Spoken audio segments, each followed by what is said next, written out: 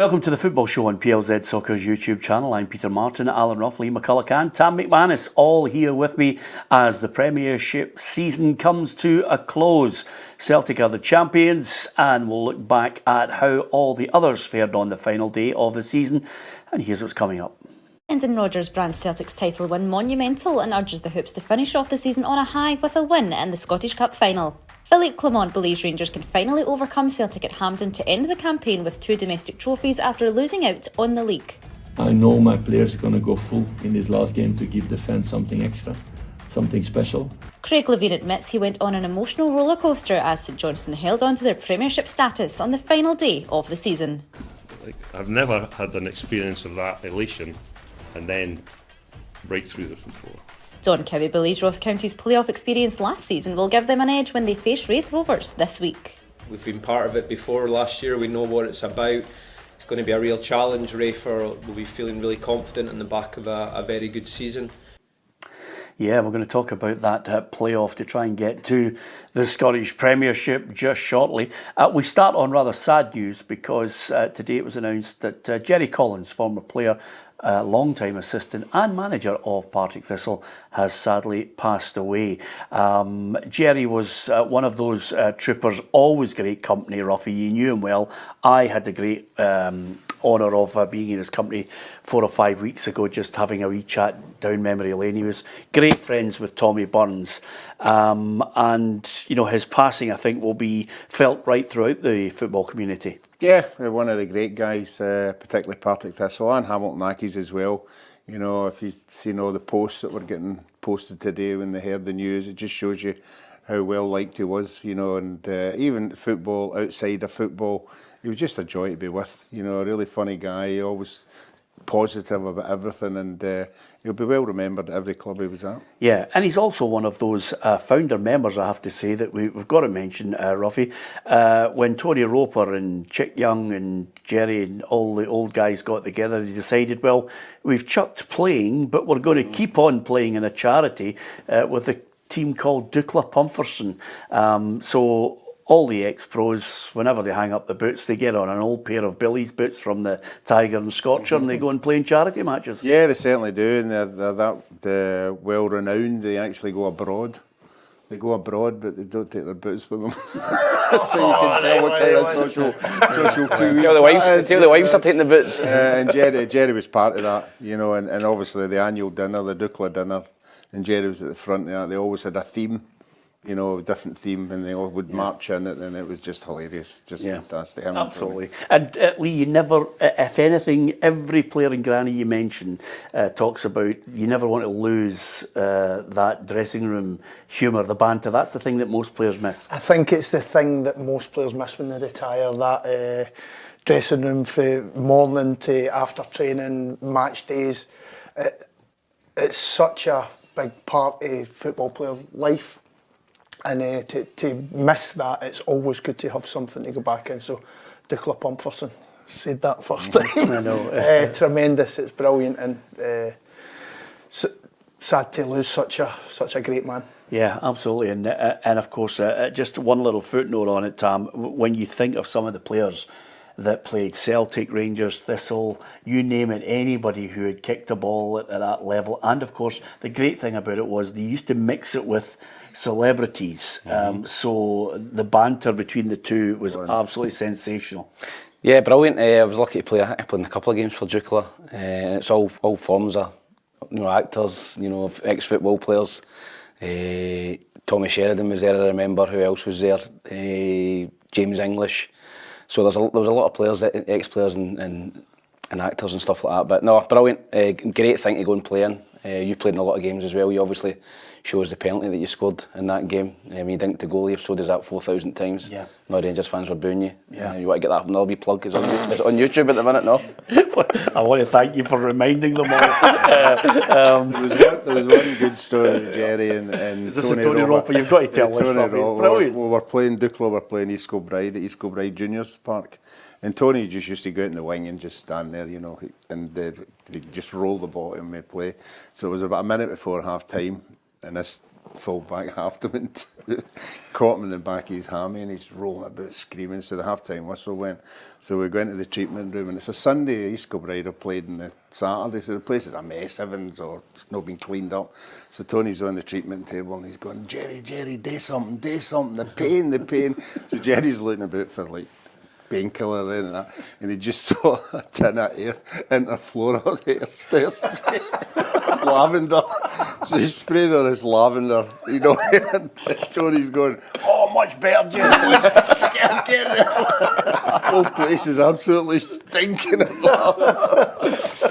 It's that type of banter, but you'll be sorely missed, and I'll tell you, when everybody goes to the funeral, that will be, well, if there is such a thing as a happy wake, because all you will have is great memories and laughter, and I think it's nice to hear everyone pay tribute to Gerry Collins, the news that he sadly passed away at the age of 69. So, we are going to look back at that final day of the Premiership season, and it was a gala affair at Celtic Park because, quite simply, they had won the title, and this was about all the Celtic fans heading to the East End of Glasgow to welcome the team with the trophy. Alison McConnell takes up the story.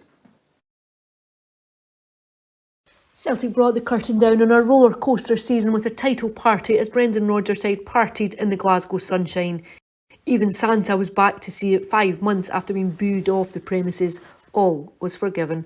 It hasn't entirely been blue skies and ho-ho-hos for Celtic this season, but the Parkhead side came to life just as Rodgers had promised in the closing weeks as they rounded off their campaign on an impressive 93 points. Here come your champions of Scotland. They'll be led by the captain Callum McGregor and of course our manager Brendan Rodgers. Special one this year because we've really not been at our best at all for the majority of the season, but somehow we pulled out of the bag like we always do. This is the sweetest of the lot. Do you know why? Because Uncle Phil did that lap of honour when they drew right and they thought it was going to govern, but you know what? It's here in paradise. There have been big performances and big wins against Hearts, Rangers and Kilmarnock as Celtic ramped it up when the finish line came into sight. St Mirren did their best to spoil the party with Mark O'Hara twice giving them the lead on Saturday. Matt O'Reilly, Kyogo and Palma, however, turned the game on its head to ensure that Celtic finished off with a result in keeping with the tone of the afternoon. Saturday too was a farewell as Joe Hart signed out of Celtic Park. An emotional afternoon for the goalkeeper kicked off with him carrying the title trophy along the Celtic way and ended with him leaving the pitch to a standing ovation 2 minutes from time. In between times, a Green Brigade tifo in his honour underlined the esteem in which he has been held by the Celtic support. Title parties have become commonplace for the club. That's now 12 in the last 13 seasons for the 3-in-a-row champions.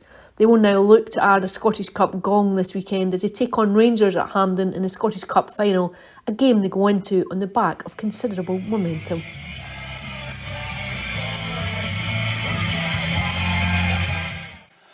Yeah, so it was the title celebrations. Even I think they really milked it with Santa. They had Santa handing out the trophy at the start. I didn't get that one. I needed that to explain to me that it was something that happened at Christmas time. I get booed when I come on the park. Right. Yeah, okay. Ruffy really overly enamoured with that explanation, so we'll move on. But nevertheless, if you're going to have one of those title parties, Tam, you need a finale, and they provided it with a goal right in the dying minutes. Yeah, they did. I didn't think it was going to come, Peter. I thought they'd kind of settled for 2 each. And I think there was a few players not wanting to get injured before next week. I think you've seen the team that Celtic picked obviously rested, I think, 6 players with one eye on next week. I don't think any of the guys that come in particularly would have, put doubt in the manager's mind with that performance. But I thought St Mirren were excellent on the day as well. I thought they were going to get a draw, but just icing on the cake. Palma getting the win at the end just sends everybody away even happier than they were. And Celtic in good fate will go into next week, the final at the weekend. Yeah, and Brendan Rodgers had this to say about obviously winning the title and what lies ahead. The league this season was always going to be a monumental fight and achievement if we could get it over the line. Now we're getting to the Cup. Hampden is an amazing place to play and go and show your football. That will be a fantastic way to end the season. If you analyse the season itself, Lee, I think even the most ardent of Celtic fan or pundit that's played for the club would look and say it's not been vintage. No, I think you could say that about both sides. But it's not been free flowing. The Celtic of maybe the last couple of years under Ange, the Celtic that was under Brendan in his treble seasons, they've not been free flowing, but they've got over the line. They've turned up in the bigger games when it's mattered for me, and I think that's probably been the difference for the two teams, the two clubs. It's Celtic have turned it on when they've had to turn it on, and they've got over the line, and they're probably, as Tam says, maybe in the best form of the season, getting into a cup final. Yeah, and that stat backs it up, Ruffy, because when you look at it, they've had one draw, and over and above that, in the last 11 games, it's been undefeated, and one draw in there. So they've managed to hit that rich vein of form at the right time. Yeah, you can see why Brendan Rodgers is having a wee go at some people, that because at the end of the day, as we keep saying, for the last 2 months of the year, it's all about winning games and getting points. And to look at it, for me to analyse the Celtic team, goalkeeper's been magnificent. Centre-half position's been all over the place all season. They've never had two centre-halves that have played most of the games. Midfield latterly was off the boil with McGregor being injured. I still think, I know they sold a couple of the two fast players that we're talking about, the wide players, Jota, Abada. I think they were focal to the way Celtic played, so they missed them, and I don't think the people who played in their positions were up to it, and that's why I think Kyogo struggled. Yeah. As a goalkeeper, when you looked at Joe Hart, I know a number of the pundits on Sky Sports were talking about the fact that he should extend his season by, extend his contract by another year, but Joe, like so many goalkeepers and former players, just think they know when it's time to say thank you and good night. Yeah, well, if you look at his CV, the amount of games he's played, the amount of caps he got with England, where he's been, Champions League, he's got a fair shift in, and there is a time, I don't know where he carries injury. I think it's the injury thing, and I think it's maybe when you get to that age, when you set yourself a level, 100% how good you are, and if you feel you're maybe dropping under that, and I think at his age, there was a wee bit of criticism through the season. Maybe, he didn't fancy that either. So, I think he's had a great season. I think the reason he's had a great season, just as I've explained there, he hasn't had two centre-halves in front of him that have been reliable for the whole season. So I thought, like Lee said there, the big players stepped up at big games, and he was one of them. Strangely enough, though, the big two have that problem that Joe steps down. If somebody comes in sniffing around Jack Butland, suddenly Rangers and Celtic would have to, find somebody of, comparative skills that those two guys have. Yeah, I think if Joe Hart leaves, they'll look for a number one. You get Benji Siegrist there. I don't know whether he'll come right in at number one. And the other goalies, what's his name? Ben's leaving as well. Yeah. So Celtic definitely need a goalkeeper, and you're right. I think that's probably Rangers' biggest sellable asset, and if they get a bid, they might not be able to turn it down. So they'll then be looking, because I'm not sure McCrory comes in at that number one spot either. Yeah, it's a big dilemma for them. Just a word for the team that certainly some people thought were just there to make up the numbers, but St Mirren made a right go of it. Yeah, they did, Peter, and they started the game really well. I think with Celtic making the 3 changes in the back 4, they were all over the place at the back. The first 10-15 minutes, obviously Hara gets the early goal for St Mirren. And then they didn't just sit back, they kept going, trying to get the second goal. They got the penalty kick. And then you think, they might get a result here. But no, I think they've had a fantastic season. Peter, they go into Europe. My brother-in-law's a big St Mirren fan. A few of my friends are St Mirren fans. I've not been in Europe for a long time. They're absolutely buzzing.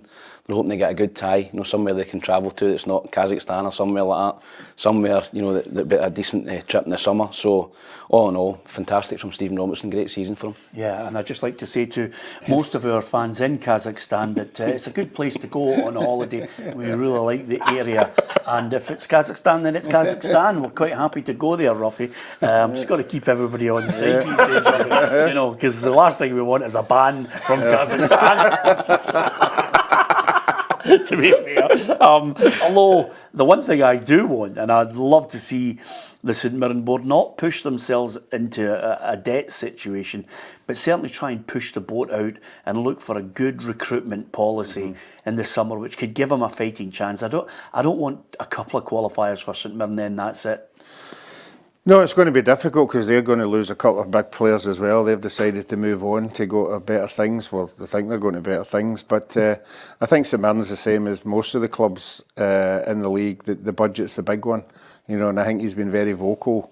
Even when he was on the show, he was quite 100% to say, look, my guys aren't getting paid big bucks. Yeah. My guys are here because they like to be here, they like the environment, they like everything that's going. So it'll be difficult for him to poach people who are on larger wages than what they're on. But I'm sure he'll have the right staff and the right people out there looking. Yeah, Sean Rooney's a good start.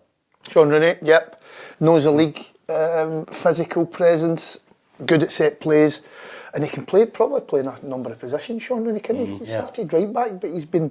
Centre half. Centre half, even centre midfield at a push and on the right as well he's played. So it's a good signing, and I agree with you. I'd like to see them getting a bit of freshness about them, using the money so they would be able to kick on and maybe have a... I'm not going to do anything in Europe. What I mean is just qualifying and get some points. Yeah, talking finances, and a footnote to this whole thing, Tam, is quite simply that I think the biggest job in the summer, although, as we're about to talk about Rangers and their match against Hearts, although Philippe Clement will have a major rebuilding and looking to bring in his own players, which I think he deserves that time and space.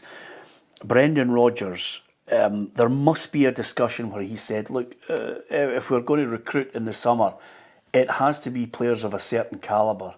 I don't think they'll get away with this same project that they've been pushing since 2003. I think they've got to look and say there needs to be some kind of competition where they can at least maybe stand toe-to-toe with teams who are in the second, third and fourth pots in the group, whatever they get. You know, they can't go through another season, you know, getting spanked at home. You'd like to think so, Peter. I think we've said this at the end of the last few seasons, but in terms of Celtic, you know, are they going to go and strengthen? Are they going to go and spend the money? Ruffy and I have been saying it since 2003. I mean, well, you've been saying it probably longer than me, but every year Celtic will get 30 million last year, whatever it was, and then this season 60 million. You know, there's a real opportunity for them to go and pull well clear of Rangers. You know, and the Celtic fans will be imploring the board to do that and give Brendan money. I'm not so sure they're going to do it again, Peter. I think they'll sign a couple of players. But if you think they're going to go out and sign somebody at 7-8 million, I don't think it's going to happen.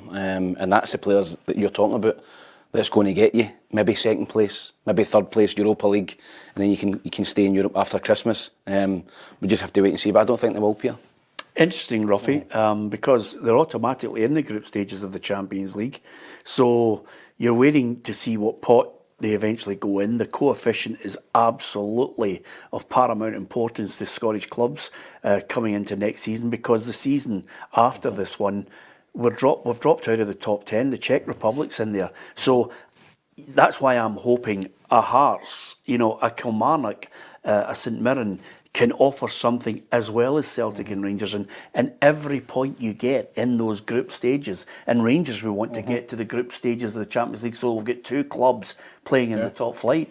Well, the Rangers and Celtic have been in Europe every year, but I think it's Rangers that have accumulated most of the coefficient points with them getting quite far in the European tournament. So as the disappointing teams have been the other teams apart from Rangers and Celtic who go in and play a couple of games, get knocked out, and all these other teams from the other countries, they're masking up points, so we're falling further and further behind. The thing I hate in European football with Celtic is when they play somebody and then they get knocked out, they say, we can't compete with them. Yeah. You know, they've got too much money. You know, Celtic have got money. You know, it's okay saying they play. I think it was the Austrian teams that were playing and saying, I know they're backed by Red Bull and all that. I think that's a spin, Ruffy, that they've sold a story to some people for long and weary, and now Celtic fans are sick and tired of it. They're saying, no. Yeah, I know, because all of a sudden, every time it's in the media, Celtic are quite happy to tell you how much money they've got. They're quite happy to stack it up to 100 and 110, 120. So I think now the supporters are more than happy to travel about Europe and playing games, but they're not wanting to be spanked. They're not wanting to be no qualifying. They want to be seen a bit better. So I think the pressure is on the board or Brendan or whatever. Somebody's got to call the shots. Yeah, and that brings us on to the Rangers predicament before we talk about the game, Lee, because I think it's a huge summer for Philippe Clement, because I also think it's a huge summer for the board, because if you look at the potential earnings of Celtic, you know, with the additional money they've got in the bank, It's 3 in a row now. I can see this Celtic side going on another major run unless Rangers suddenly pull a rabbit out of the hat and get investment to get to them, to give them a real fighting chance. I think there's probably investment needed. I think it's a big summer for the board. I think they will back the manager, but it's how strongly can they back the manager. I think there will be a big turnover of players, which won't be easy going into next season. And then you look at the other side of the city where Celtic have got all the money and haven't really had a right go in previous transfer windows. That's what we're talking about. I think there's more pressure on the Celtic board, believe it or not, to go and back the manager to get 3 or 4 or 5 players in, because if you remember when Brendan first came in, we were saying he's going to get backed. He's not really been backed. No. And he's had a bit of stick this season.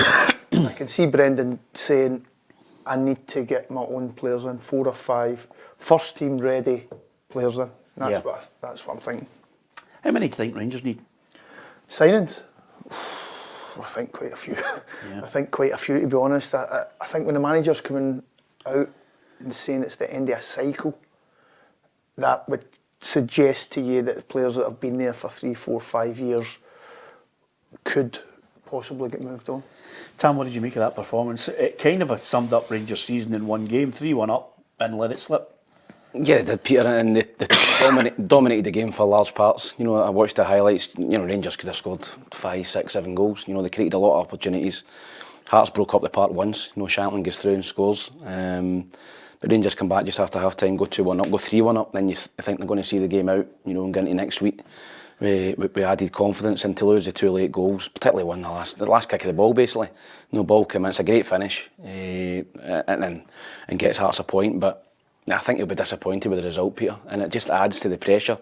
I think I read something where they've picked 15 points up for the last 10 games or something. They've not had a good end to the season. And when you look at Celtic on the other side, flip side of that, they've sprinted through the line in terms of the league title. Rangers are limping to the end of the season, and it doesn't all go well for the final at the weekend.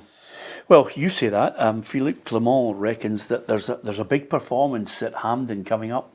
Because in one game everything is possible. In the 3 games we played against them, when I was here, we have a draw. We lose 2 times 2-1 at Celtic Park, where we played with 10, a big part of the game.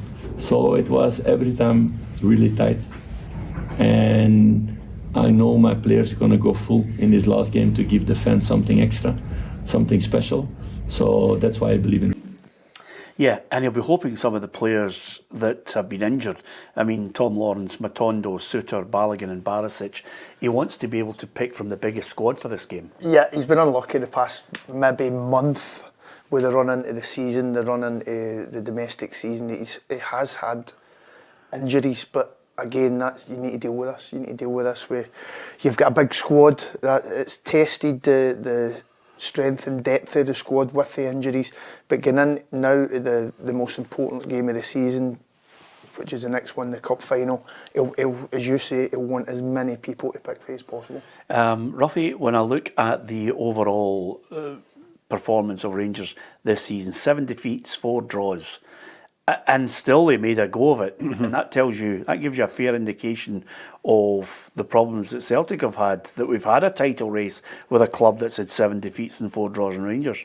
Yeah, I think both of them, the managers, particularly the Rangers manager, has every right to say that he has lost a lot of crucial players, influential players.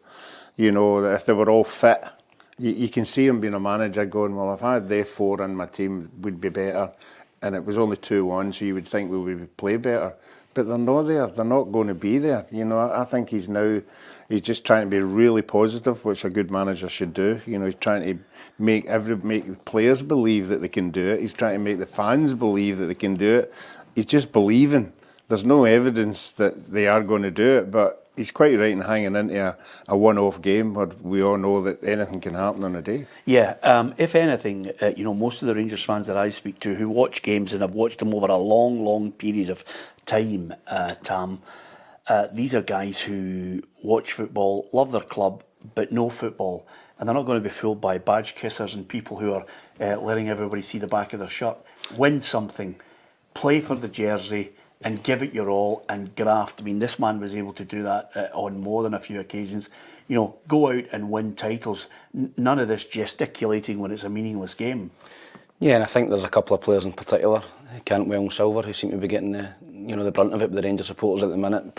I'm not on Instagram, posting stuff on Instagram, and listen, players are entitled to have social media and stuff, but I just think that now's the time for Rangers to batten down the hatches in terms of players. Just nothing on social media, don't open your mouth, just try and stay under the radar and do your talking on the pitch. That's what Celtic do. Callum McGregor, guys like that, they do it every year.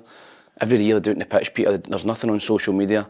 And the Rangers fans, you're right, they're not going to get fooled. And they're missing guys like Lee McCulloch, Barry Ferguson, Al McGregor. You're missing that, I don't know, that dig, that core, the leaders in the team. And that's why I think Celtic win again at the weekend. I just think Celtic know how to beat Rangers. They'll get into the game confident. Even if they go a goal down, they'll still think they can come back and win. Rangers, for me, have not got that at the minute in that squad. Walter would have slaughtered them. Yeah. I think for me it's the players showing how much it means to them and how much they care, and by doing that it's running further than your opposition, it's winning your tackles and getting back to basics really, but showing that it matters is what the fans want to see. Yeah. Do you have a good feeling about the cup final? I've not really thought about it. I think it'll be Celtic are obvious favourites with the form that they're in. Rangers need to score the first goal to have a chance. I think he needs to come up with a game plan that's slightly different, Ruffy. I think he needs to work out a way to say, okay, we've gone up against Celtic on numerous occasions. They've taken 10 points from 12. Now is the time to come up with a different plan to try and come out with a different result. Mm-hmm. I think the biggest plan is, and I keep saying this every Monday, every time I pick up a paper, it doesn't matter who Celtic are playing, they're getting 75% of the ball. Rangers have got to find a way to not let them have the ball as much and as long, because they've got it for 75 minutes. They're going to be creating chances left, right and centre. So I don't know if Rangers have got anybody in their team that can dictate the game. Barry used to do it with Rangers.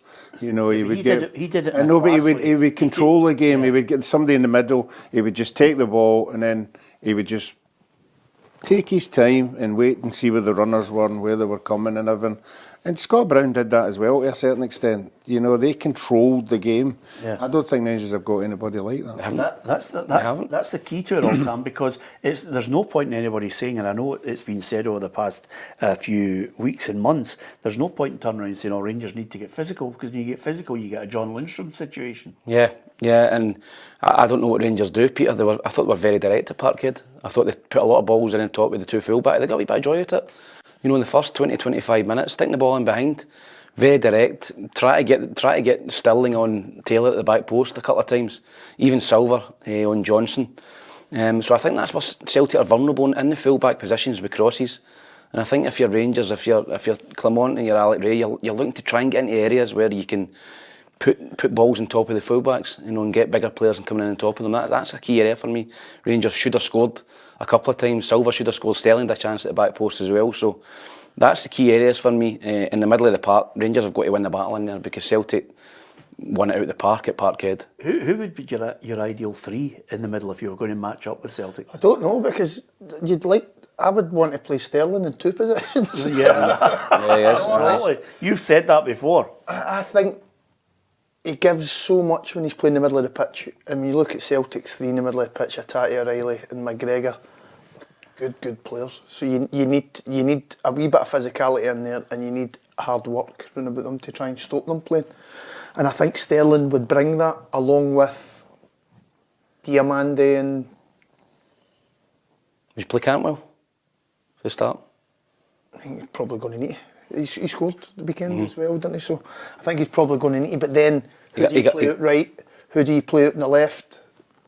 I agree. I think 3v3 in the middle of the pitch, they need to get somebody close to McGregor. You get a lot of stick for not playing Cantwell at Parkhead, particularly on social media. A couple of Rangers fans I spoke to, I don't think Cantwell's had a great season. I'm not saying he's the answer, but he never even got on the park, Peter. And obviously then it brings him in this week and starts him. So I don't know if he fancies him in that area, but I think Cantwell's got something about him, Peter.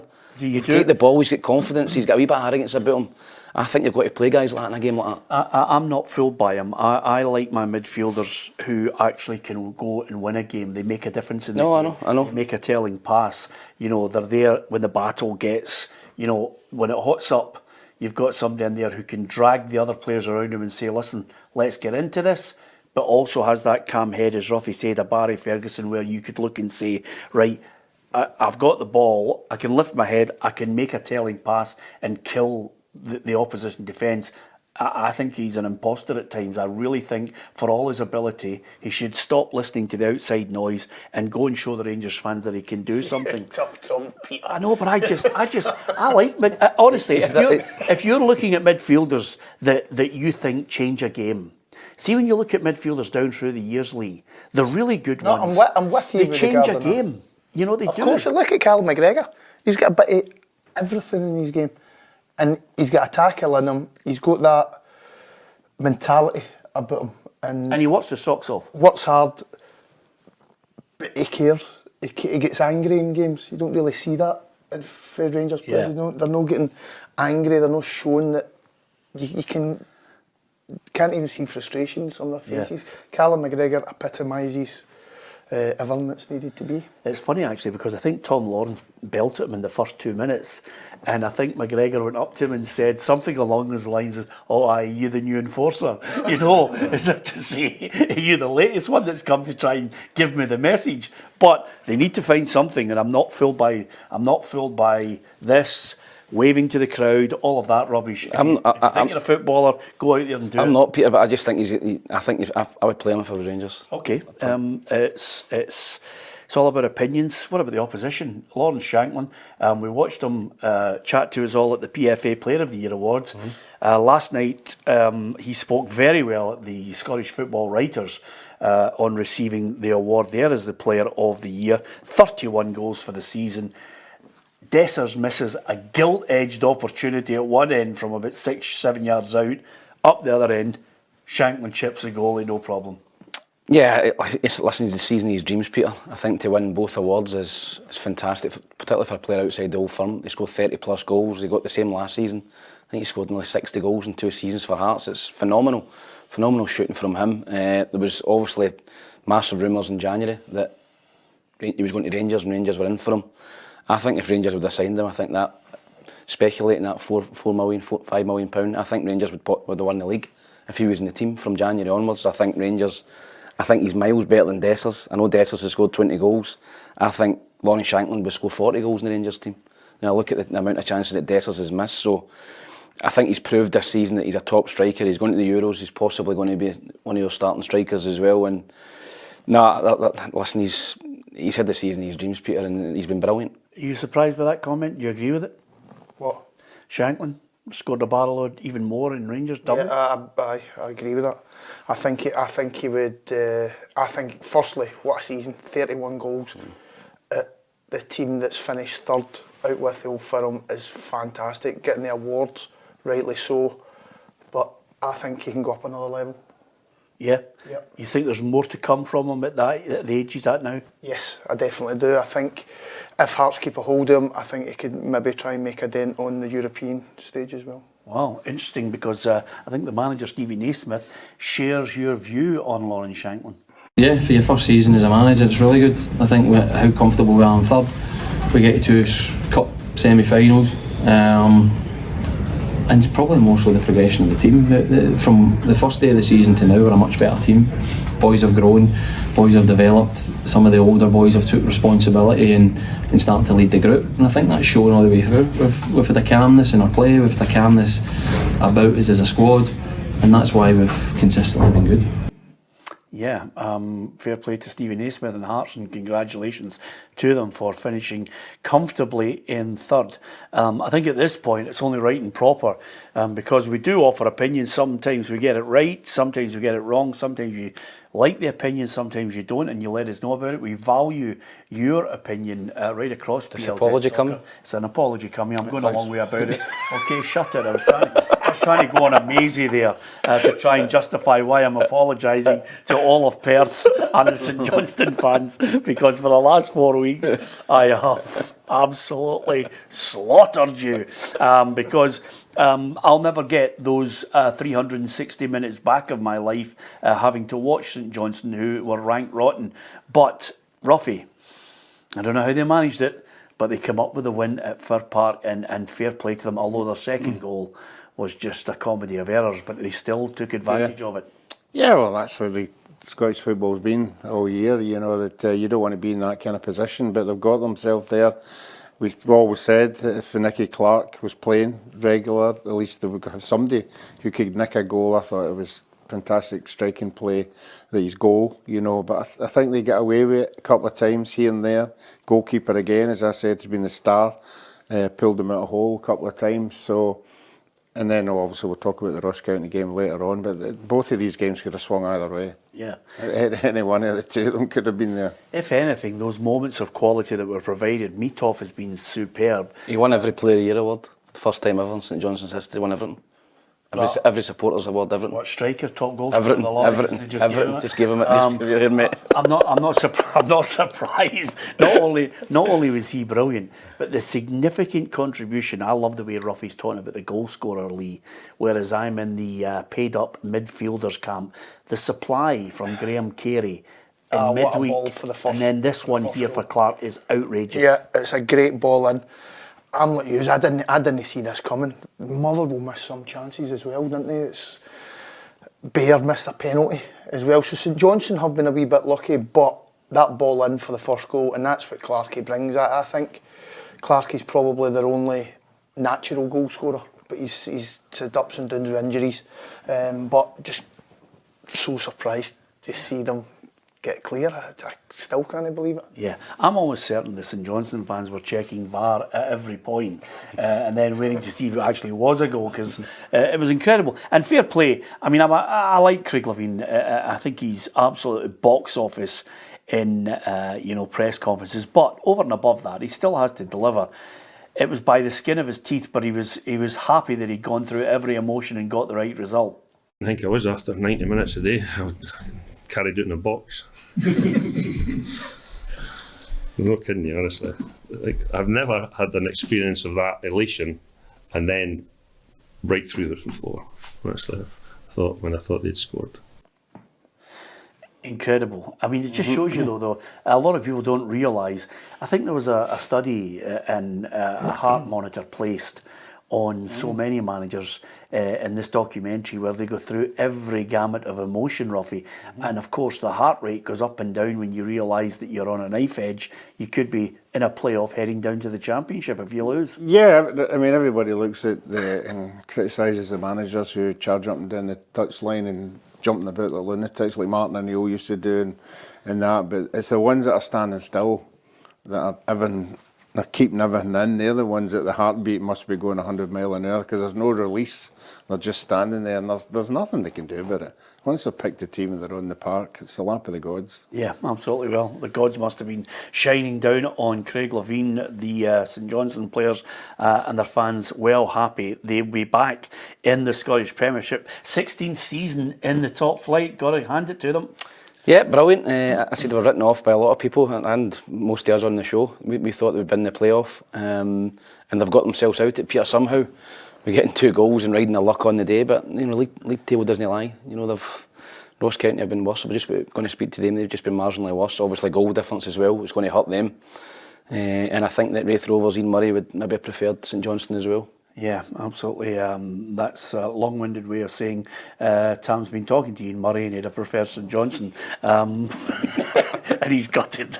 And I know why he's gutted in a minute. Just a quick word for your old side, Motherwell. 10 wins, 13 draws, 15 defeats. Stuart? Started the season really well, but he had a massive slump in the season. I think credit to the board for sticking with him. We've seen the emergency Lennon Miller this season, which is probably the biggest positive for the club's point of view, and the recruitment hasn't been that bad, especially the January window, so I think he'll want to improve in that next season.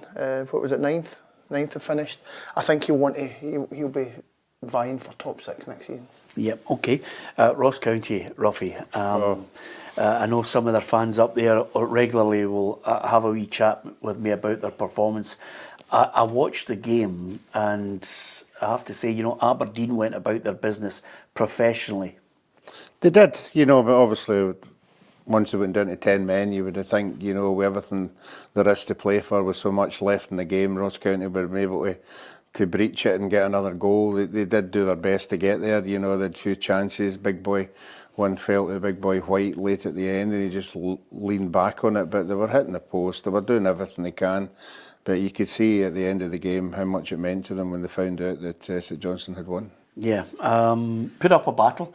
I have to say, there was one moment, 10-15 seconds before the end of the game, and the header, the goal's gaping, it comes back off the post, it could change. I think Ross County blew it against St Johnstone. Yeah, they did. That was a key one, Peter. You know, they're a couple of minutes away from, you know, it's a dead rubber yesterday. You know, they've nothing to worry about. They can go into that, and that just gave St Johnstone that one last opportunity to get out of it. And they've, to be fair to them, they've had to go to win the game, and they've done that. I thought Ross County, the last 10-15 minutes, as Ruffy says, down to 10 men, Aberdeen were hanging on a wee bit, and they were piling the pressure on. They couldn't get that goal. But I would still think, they'd be marginal favourites for me to beat Raith. St Johnstone, I know it sounds daft because they finished above Ross County, but I just think Ross County have got more goals in their team. And I think if you're a manager, you're looking at that and thinking you're the preferred St Johnstone. But listen, Ian Murray will go into the game confident. You know, he's 2 games away from getting Raith Rovers back in the top flight for the first time in I think 25 odd years. A wee word for Don Cowie. He's done a good job. He's really managed to galvanise them when it looked as if they were rudderless. He's come in last, what was it, about 10, 12 games? He's come in, I think he's done pretty well. I don't think they'll have a problem. I'll stick my neck in the line. I don't think they'll have a problem in the playoffs. I think they'll beat Raith Rovers comfortably. Yeah. I think they've got goals up front, White and Murray, his goal at the weekend was brilliant. It was a great finish. I just think they'll have too much quality, and I agree. I think Murray will be gutted that it's Ross County. I think he'd have fancied St Johnstone. Yeah. Of course, Don Cowie himself is well aware of the fact that most of the players will be able to draw on the experience of last season's playoff, and we know what happened then. We've been part of it before last year. We know what it's about. It's going to be a real challenge. Raith will be feeling really confident in the back of a very good season. But like I say, I've got so much belief in this group. We need to dust ourselves down, recover from a really hard week, mentally and physically, and then make sure that come Tuesday we're prepared and ready for the 2 games. Well, it's been really positive for the team that managed to get the draw, and that's Aberdeen, because Peter Levein has done a fantastic job since coming in, Ruffy. Yeah, I think he probably got a taste of it now, you know, been making the decisions, you know, and getting the success and getting everything that goes with it. I think we know the new manager's coming in and he's bringing a couple of coaches with him. I think it'll all depend once they get here and once they say, like, this is your remit, this is what you're doing, and then he's got to decide, well, I've had a buzz of what I've been doing to the end of the season. So I think it depends what they offer him and how much involvement he's got, whether he stays there. Yeah, well, Peter himself is well prepared now to take a wee step back. And we'll get back now to Dundee Killie, 1-1 in that match, Tam. In the end, last night, Derek McInnes picked up the Scottish Football Writers Manager of the Year. So the writers looked at it, looked at his budget, looked at what he'd put in there, and decided he was well worthy of it. Yeah, I don't think many people would argue. I think it was either him or John McGlynn for me. I think both of them have had fantastic seasons. Obviously, Falkirk unbeaten. But Kilmarnock, I think they've only lost to Rangers, you know, in the last 20-22 games. You know, it's a phenomenal achievement in terms of, you know, wins, and they've done that again at the weekend. You know, I think 4 draws against Dundee this season. They finished 4th. They go into Europe, and I think that Derek, I think that Bowie will definitely, you know, back him this season. Yeah, I think he's a great. See, some of the players that he's brought on has been great. His recruitment's been brilliant. When you go back to 2-3 years ago and he's in the Championship, he wins that. He comes up, he stabilises now European place. Some of the signings, the style of play, they've been entertaining as well. I agree. I think Billy Bowie will throw some money at it to better the squad again for next season. If you're a Killie fan, you should click on the Straight Talk when Derek McInnes came in just over a week ago to sit down and chat all things Killie and, of course, expand on his own career as well.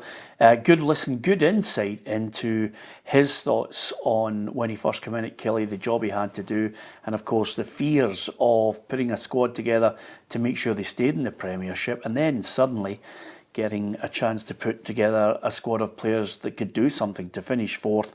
Well deserving of the award. I thought he spoke well last night, Ruffy. Yeah, I think right for the start of the season when they did the one against the Old Firm. You know, I think they've just kicked on for there. I think went a good run, playing good football, two great wide players, taking a gamble at two strikers in every game. You know, just playing with one up front. Got the benefit of that, you know, and I think at the back as well, I thought Finlay and the wee boy Mayo have been tremendous, and I think overall his whole squad have chipped in this year, and yeah, I think he's deserved it. Yeah, little footnote to Livingston, we tipped them for so many months that they were going down. Eventually now some players are starting to announce that they are leaving the club. Andrew Shinnie, the first of them, there will be more. Yeah, it's always the same, Peter. You know, when a club gets relegated, you look to cut costs, and David Martindale will try to build a team that can get them out of the Championship next season. I think a few of them might stay in the league, the Premier League. Bruce Anderson, for me, I think is capable of playing the Premier League.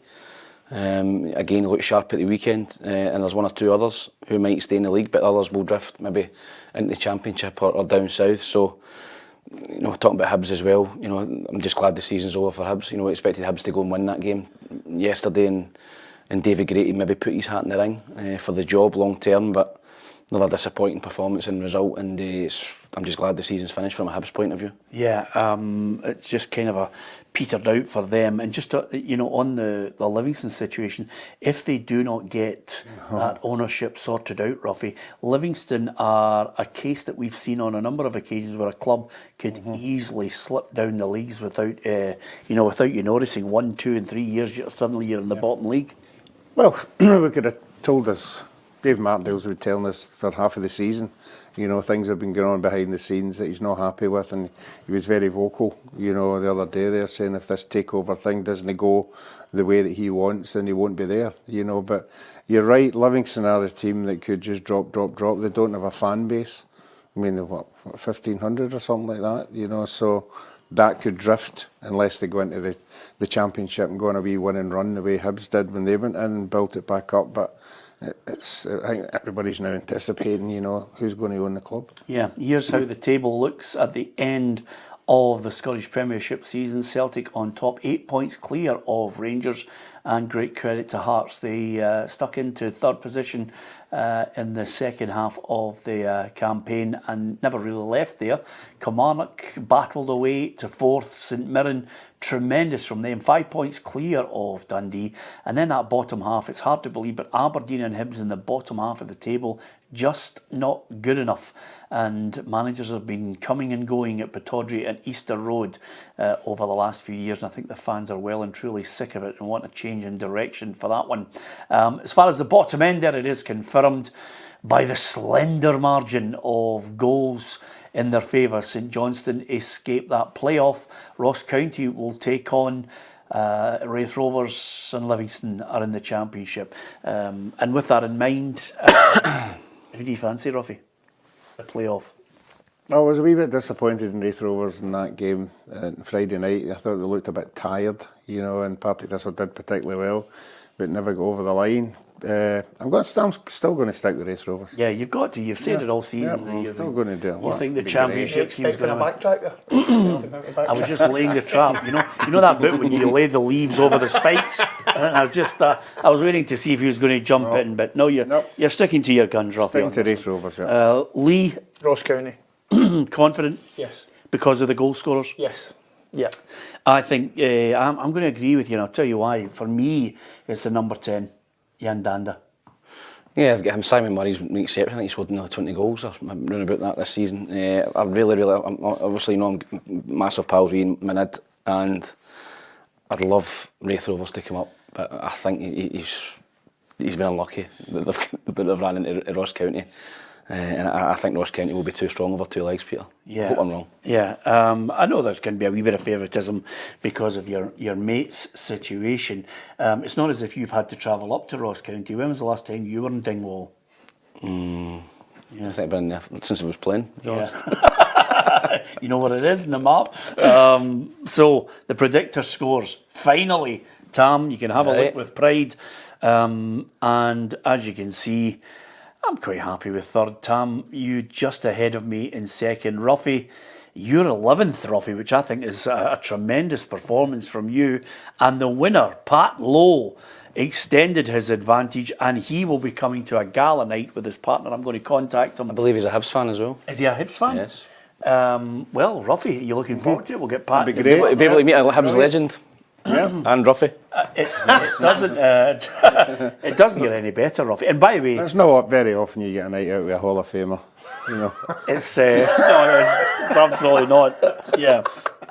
And it's a great chance for Pat to watch you eat as well. So Ruffy will just sit there, have a wee bevy. We'll give him a right good night out, Ruffy. Yeah. I'm done well. We'll take him. What do you think? Oh, it's it'll be a dinner. Oh, a big one of dinner our with the dinners. table. And, Okay, cool. and Pat and his partner will be there. So it'll be a right good laugh. Thoroughly looking forward to it. In the end, Lee, I don't think any of us, I was certainly hoping that Liverpool would do something. It just fell away after all the, I wouldn't say, what is it, the hysteria that surrounded Jurgen Klopp's announcement. leaving, you know. But City just, at that final quarter of the season, Pep Guardiola replicating what Sir Alex Ferguson said year in, year out, there is a point where you have to make the surge and show your quality to win a title. Yeah, but what a amazing finish. The forum they've been in. Then in that game, for Foden, what a goal, what a player. And then the West Ham goal, the overhead kick, you see that? Yeah. Tremendous ability, but I don't think any of us are surprised that Man City have went on and won the league so comfortably, you'd say. And then getting into the cup final next week, I just can't see anything but them lifting the cup. Yeah, it's going to be really difficult in the future, Ruffy. I must think, I think it's pertinent to mention, there's still 115 charges to be answered. And I wonder what comes out of that investigation. But the biggest dilemma for everybody in the English Premier League for me is, how do you stop a club that is bankrolled by a very, very wealthy man? That's the problem, you know. Obviously, and there'll be lawyers involved as well, and very, very highly paid lawyers who 9 times out of 10 can put up a case that'll get the club off with it. But if anything, I would like to think it's put a warning out to everybody that you're being watched, so you have to deal with it properly. Well, I would just correct your phrase. It's not a case of getting off with it. It's in case there's anything proved that they have actually broken any rules. And I think that's the key to this. You know, it's going to be long and weary till we eventually get to a resolution. But if they have actually broken any of the rules, first of all, it's proving it. Second of all, what penalty will be there, and will it be a penalty that most of the people that look on and play in English football are happy with? As far as the games are concerned, Arsenal ran them close. Boy, it was close with the Gunners in the end, despite their win against Everton. Just not enough. Here's Pep Guardiola and Mikel Arteta's take on the season. The performance index being at the highest level that we have seen. And it still wasn't enough, and this is the level. So today some mixed emotion. First of all, to really be proud of those players, the staff, that they've done an incredible job, and they have pushed every limit, every margin that we could find. In terms of numbers, nobody had been better than us. So the records, the goals and points and 4 in a row. I said before in your colleagues, so if I land here tomorrow and I say, okay, the next 7 years you'll win 6 Premier Leagues. I said, are you crazy? Well, Pep certainly stepped up and delivered, and the cup final, I don't think you're even going to tip. Oh, that could be an absolute doing. 5-0, 6-0. Okay, there you are. Oh, he's just ruthless. You've really, really managed to come to the boil right at the tail end of the season. It's been absolutely. It's contract time, Peter. When I'm out of contract, I always try harder. Yeah, it's just the first. I thought you told us you dropped tools to get a move. That's exactly it. It's the first 10 months that's always the most tiresome. As far as Liverpool are concerned, what a bow out for the man. I certainly think a lot of Liverpool fans look upon Jurgen Klopp's time with great fondness. There was a lot of emotion attached to his departure. Champions League, the English Premier League title in 2020, and they'd waited such a long time to win the top flight league again. Kenny was the last man to guide Liverpool to it. They finished third, 7 points behind Arsenal, 9 behind Man City. No surprise, Liverpool's manager departing the scene was very emotional. I love you all. I love all. And everything about the club, but it's time for me to go. But look, it's not burning behind me, so that gives me a good feeling. So we are not. That's not that you think, oh, come on, get out of here. So I know I can come back, and I will come back. And how I said after the game from today, 3 hours ago when the game finished, by the way, I'm a Liverpool supporter, and I love that. Yeah, listen, I'll tell you one thing that was really, really good about, I mean, you know I'm a Liverpool fan, Ruffy. You know what's really good about that club and the way everybody's reacted to it? He's leaving a club and the positivity around it, more often than not when a manager leaves, you know, there's this kind of a section of bitterness and everything. I didn't see that. It was just all emotion and all a kind of a thank you for what he's achieved. I think that stems back to a way back, and all the Liverpool boys talk about it. You know, the boot room and all that, and the way the players all mix together and they all go out together, and they have that sort of a family atmosphere at a club. And yeah, but not every manager's had the way that he's departed. I think it's been handled well. On the PR side, it's been handled, announcing it at the right time, and everybody has gotten bored. But you can't criticise a manager who's given what he's given to Liverpool. Yeah, I think he's also a thoroughly decent man. He comes across that way. I think he's been transparent in the way he's come out and said that he's going to be stepping down at the end of the season. I think the Liverpool fans love him for the success he's had there. Champions League trophy and just Europa League trophy as well, wasn't there? Was it win the Europa League? No. Yeah, I think they did, didn't they?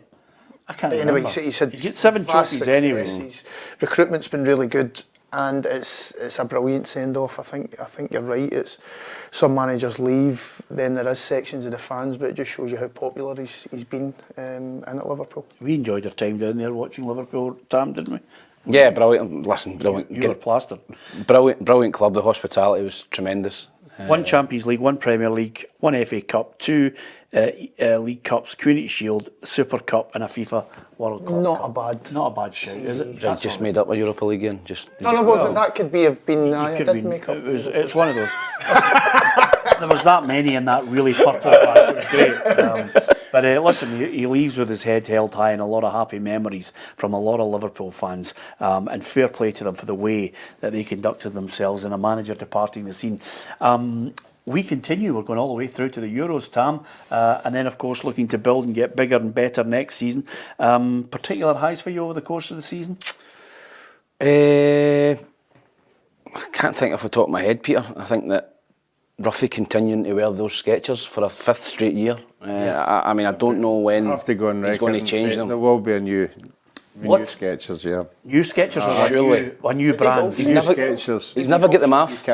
He's never get them off. Yeah. I played golf on Thursday, you need them on and off. You've just never. If you get any other trainers. Can I tell you something? This is the God's Jake, truth. Man.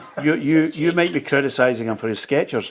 There was a period in year 1 of the old Peter and Ruffy football show where if he wore a shirt that he liked, he just wore it for the full week. And I thought I'd actually signed up with Compo. It was unbelievable. No, there'll be new Skechers. New Skechers. I promise you, there'll be new Skechers. Yeah, absolutely. Have you enjoyed the Ding Dong, Lee? I've loved it. Yeah. It's obviously my first season of doing it. And Yeah. I've loved it. Nah, absolutely. It's been a pleasure to work alongside. Yeah, it's a good Ding Dong battle. We'll have more of that as well.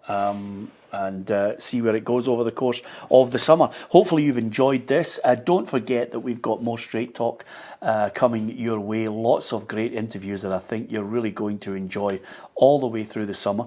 And I think with the Cup final coming up, we're going to preview Celtic against Rangers all the way through to the Hampden showpiece.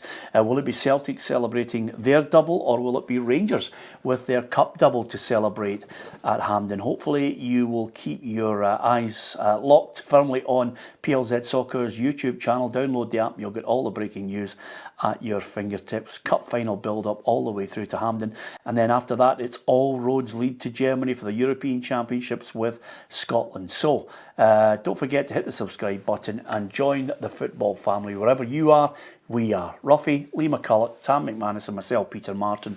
Thank you for listening and thank you for watching.